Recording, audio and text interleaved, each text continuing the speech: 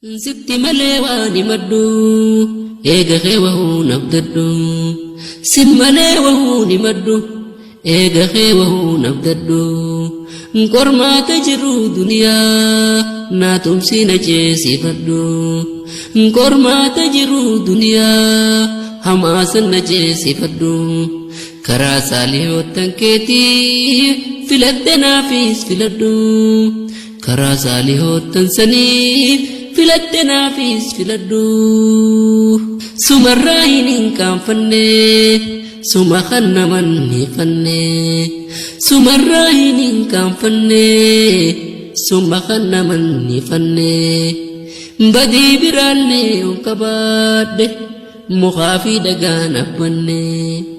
badii biraallee on qabaadhe takkaasitti waan sharrakne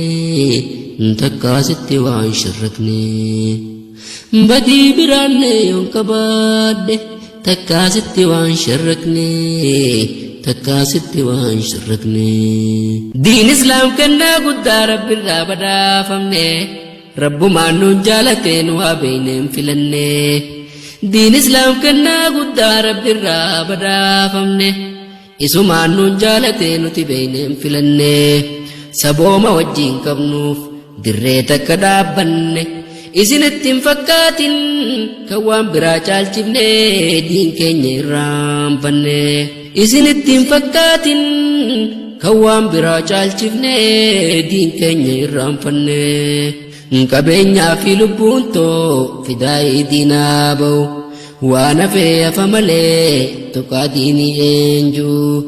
qabeenyaa fi lubbuun koo fidaa'ii diinaa ta'u waan hafee hafa malee diin koo tuquu eenyu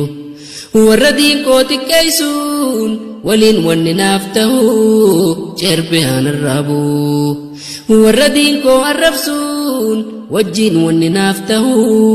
qilee hanarraabu warra diinii xiqqeessuun wajji wanni naaf ta'u cerbe hanarraabu Rabbi khiyya sinje gabricha gonanji Rabbi khiyya sinje gabricha gonanji waan gabroottan kee gaariif taate hundaanaaf ta'e waan gabroottan kee gaariif taate hundaanaaf ta'e dukkanti kufrii siin nurraa iftee jahannamirraa hiisee walamne isaan jaalachuun afaan qofaanii sunnaan isaanii yoon hordofamne boru shafaa isaaniin argattu lubbuun dhugaan hin jaalanne shafaa guyyaa baruun argattu lubbuun dhugaan hin jaalanne